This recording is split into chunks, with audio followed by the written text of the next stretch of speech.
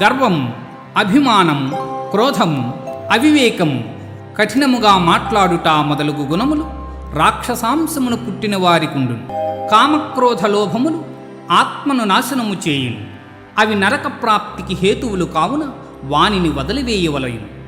శాస్త్ర విషయములను అనుసరింపక ఇచ్ఛామార్గమున ప్రవర్తించువాడు సుఖసిద్ధులను పొందజాలడు, పరమపదము నందజాలడు. జీవులకు గల శ్రద్ధ పూర్వజన్మ వాసనాబలము వలన లభ్యం. అవి రాజసం, సాత్వికము, తామసములని 3 విధములుగానున్నవి.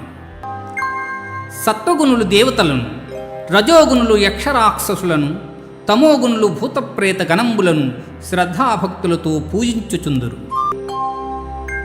ఇతరుల మనస్సు నొప్పింపనిదియు ప్రియము హితములతో కూడిన సత్యభాషణము, వేదాధ్యయనమనొచ్చుట వాచిక తపస్సని చెప్పబడును.